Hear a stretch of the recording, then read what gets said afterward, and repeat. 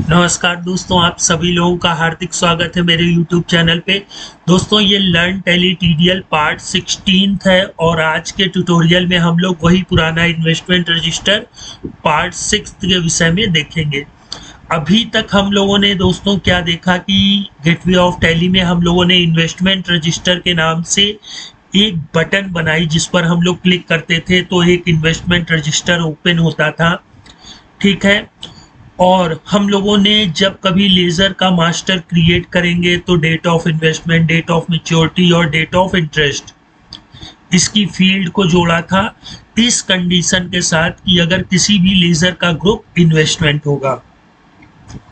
फिर इसके बाद हम लोगों ने इन्वेस्टमेंट रजिस्टर में ऊपर हम लोगों ने यहाँ पर टाइटल जोड़ा था। ठीक है, जहाँ पर आप लोग देख सकते हैं इन्वेस्टमेंट रजिस्टर और किस डेट से किस डेट तक, और ये चेंज किससे हो रहा था, F2 से पीरियड, जैसे हम लोग नॉर्मल टैली की रिपोर्ट में पीरियड को चेंज करते हैं वहां से हो रहा था। और इसके बाद हम लोगों ने हेडिंग को भी जोड़ा था जहां पर आप लोग देख सकते हैं serial number, particulars, opening balance, ये सारी चीजें। आज आप लोग परेशान मत होइएगा क्योंकि आज मैं आप लोगों को ये फ्री कोड डिस्क्रिप्शन में दे दूंगा। और इसके बाद हम लोगों ने यहाँ पर ये जो वैल्यू कलेक्शन से फेच कराई थी उसको भी देख लिया था। अब आज लास्ट फाइनल ट्यूटोरियल में हम लोग जो इनके ग्रांड टोटल आ रहे हैं कि कितनी ओपनिंग बैलेंस टोटल थी, कितना इन्वेस्ट किया था, कितनी मैच्योर हुई थी और क्या क्लोजिंग बैलेंस था और क्या इंटरेस्ट था, उसको देखेंगे। ठीक है,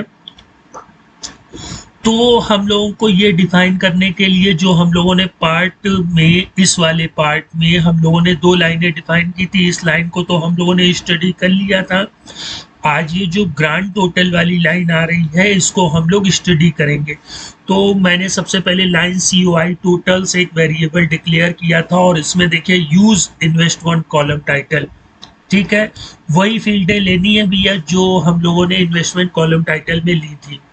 ठीक है, और इसके बाद ये रहा जिससे हम लोगों को टोटल मिल जाएगा। सीरियल नंबर में मैंने देखिए ब्लैंक रखा है, डबल कोटेशन में तो यहाँ ब्लैंक आ रहा होगा। आप लोग देख सकते हैं पर्टिकुलर्स में मैंने क्या सेट एज कर दिया, ग्रांड टोटल, तो यहाँ पर ग्रांड टोटल से हो रहा है।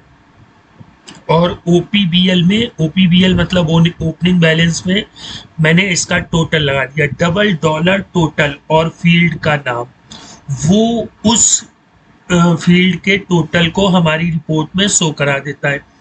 इसी तरीके इन्वेस्ट का टोटल, मैच्योरिटी का और क्लोजिंग बैलेंस का। बाकी date of investment, date of maturity और रेट ऑफ इंटरेस्ट में मैंने देखिए ब्लैंक रखा तो उनके जो फील्ड के टोटल हैं वो ब्लैंक आ रहे हैं। और जो इंटरेस्ट का टोटल था वहां पर मैंने $, टोटल INT ले लिया, तो यहाँ पर इंटरेस्ट का टोटल आ गया। ठीक है, आज मैं आप लोगों को ये ट्यूटोरियल फ्री ऑफ कॉस्ट दूंगा, लेकिन आप लोगों से एक रिक्वेस्ट करता हूं दोस्तों, अगर आपको ये चैनल अच्छा लग रहा है तो दोस्तों के साथ शेयर करिए और चैनल को सब्सक्राइब करिए।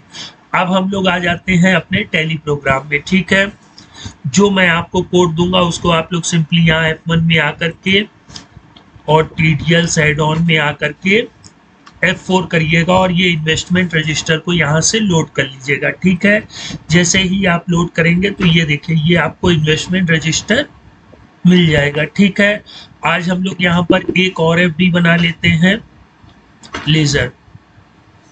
अभी आप लोग देखेंगे कि अभी इसका ग्रुप बाय डिफॉल्ट कैपिटल आ रहा है तो यहाँ पर कोई भी लाइनें ऐड नहीं है। मैं एक HDFC की FDR ओपन कर लेता हूँ। ठीक है, जैसे ही मैं इसका ग्रुप इन्वेस्टमेंट रखूंगा, आप लोग ध्यान से देखिएगा तो वाओ, यहाँ पे देखिए 3 फील्डें ऑटोमेटिकली आ गई हैं। ठीक है, हम लोग इसको इन्वेस्ट कर देते हैं, मान लेते हैं 1 अप्रैल 2023 को। मैच्योरिटी मान लेते हैं 31 मार्च 2024 को। रेट है भैया इसका 8%। ठीक है, ओपनिंग मान लेते हैं 16,000 रुपए की हमने FD करा दी।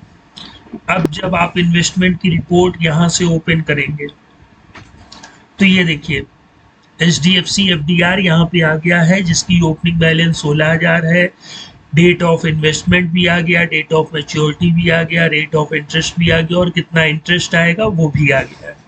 ठीक है, तो ये कोड मैं आप लोगों को फ्री ऑफ कॉस्ट दे रहा हूँ। अब आप लोग इसमें जो चाहे वो अमेंडमेंट करिए और अगर कुछ और प्लस करना है, कुछ और घटाना है, तो उसमें प्लस करने से मतलब आप यहाँ एफडी नंबर के कॉलम को जोड़ना चाहें तो वो भी जोड़ सकते हैं। कोई चीज़ हटाना चाहें कि भैया हमें डेट ऑफ इन्वेस्टमेंट और ये नहीं चाहिए, तो आप हटा सकते हैं। ठीक है, और भी चीज़ें अगर आपको जोड़नी हो कि रिमार्क लिखना चाहें कि ये एफडी किस पर्पस के लिए कराई गई है ना। तो इस तरह से हम लोगों ने इन्वेस्टमेंट रजिस्टर को पूरा डीपली स्टडी कर लिया। अब मैं आप लोगों के लिए next time fixed asset register लेके आऊँगा, ठीक है। उसको पहले हम लोग डीपली समझेंगे, फिर मैं आप लोगों को कोड दूंगा, फिर आप लोग उसमें क्या करेंगे, अमेंडमेंट करेंगे। ठीक है दोस्तों, तो आज के लिए इतना ही। फिर मिलते हैं नेक्स्ट टाइम एक बेहतरीन टॉपिक मतलब फिक्स्ड एसेट के साथ। ठीक है दोस्तों, तब तक आप लोग अपना ख्याल रखिएगा। गुड